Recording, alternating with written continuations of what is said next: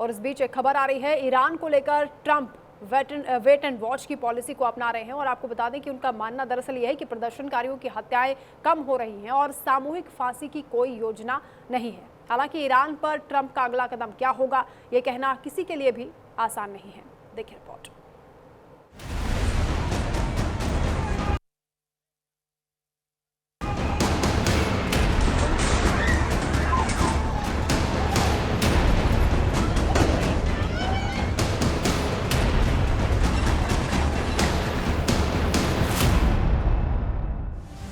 Iran में जंग की उल्टी गिनती शुरू। ट्रंप की धमकियों के बाद एक्शन में अमेरिका। अमेरिकी जहाजी बेड़े में हलचल तेज। ईरान ने भी अलर्ट बटन दबाया। ईरान ने 5 घंटे बाद खोला एयर स्पेस। अमेरिका ईरान में बढ़ा तनाव, होगा महायुद्ध। ईरान को लेकर ट्रंप वेट एंड वॉच की पॉलिसी अपना रहे हैं। उनका साफ मानना है कि प्रदर्शनकारियों की हत्याएं कम हो रही हैं और सामूहिक फांसी की कोई योजना नहीं है। ट्रंप ने इरफान सुल्तानी को फांसी टलने की अच्छी खबर बताया। उन्होंने सैन्य कार्रवाई से इनकार नहीं किया, लेकिन कूटनीति को प्राथमिकता दी। डोनाल्ड ट्रंप ईरान के प्रदर्शनकारियों की मदद करने और सैन्य हमले की अपनी धमकी से पीछे हटते और फिलहाल वेट एंड वॉच की नीति पर चलते हुए दिखाई दे रहे हैं। उन्होंने ये भी कहा कि ईरान में प्रदर्शनकारियों पर कार्रवाई में हत्याएं कम हो रही हैं। उनका मानना है कि ईरान की बड़ी पैमाने पर फांसी देने की अभी कोई योजना भी नहीं। ट्रंप की धमकी से डर गया ईरान। अब नहीं होगी इरफान सुल्तानी को फांसी। प्रदर्शनों के दौरान गिरफ्तार किए गए थे सुल्तानी। ईरान के सरकारी मीडिया ने गुरुवार को ये बताया कि करज शहर में विरोध प्रदर्शनों के दौरान गिरफ्तार किए गए 26 साल के व्यक्ति इरफान सुल्तानी को मौत की सजा नहीं दी जा रही। बता दें कि सुल्तानी को बुधवार को फांसी दी जानी थी, लेकिन मानवाधिकार संगठन हिंगाओ ने उनके रिश्तेदारों के हवाले से बताया कि उसकी फांसी के पूर्व के आदेश को टाल दिया गया।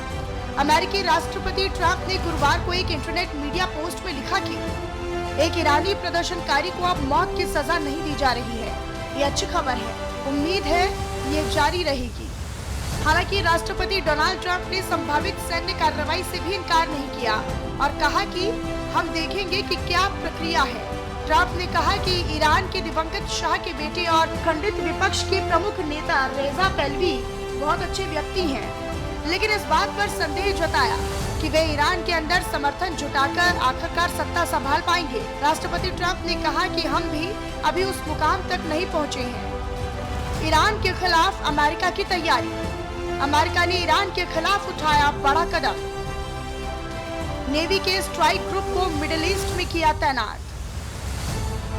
ईरान ट्रंप प्रशासन के बीच बढ़े तनाव के बीच फैसला। युद्धपोत और एक अटैक सबमरीन भी भेजी। समुद्री रास्तों पर पड़ेगा तनाव का असर। माना जा रहा है कि इन सैन्य बेड़े की कमान USS Abraham Lincoln aircraft carrier के पास है। इसके साथ कई युद्धपोत और कम से कम एक अटैक सबमरीन भी भेजी जा रही है, जिसे मिडिल ईस्ट पहुंचने में लगभग 1 हफ्ते का समय लगेगा। यह तैनाती अमेरिकी सेना के सेंटकॉम इलाके में की जा रही है। ईरान ने कई बार ये धमकी दी है कि अगर उस पर हमला हुआ तो वो इस रास्ते को बंद कर देगा और अगर ऐसा हुआ तो वैश्विक अर्थव्यवस्था ठप हो सकती है। ईरान ने खोला अपना एयर स्पेस।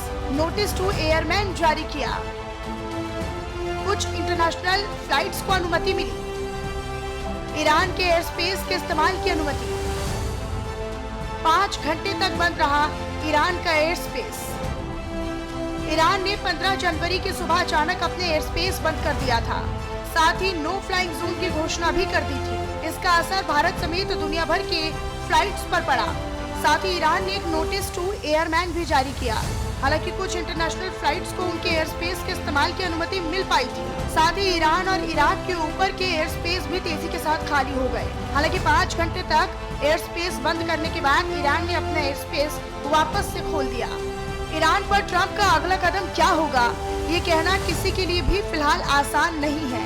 हाल ही में डोनाल्ड ट्रंप ने दावा किया कि ईरान में अब हत्याएं बंद हो गई हैं और प्रदर्शनकारियों को दी जाने वाली फांसी की सजा भी टाल दी गई है। लेकिन ईरान में ट्रंप की अगली एक्टिविटी क्या होगी, ये देखना काफी महत्वपूर्ण है। Bureau report, news India.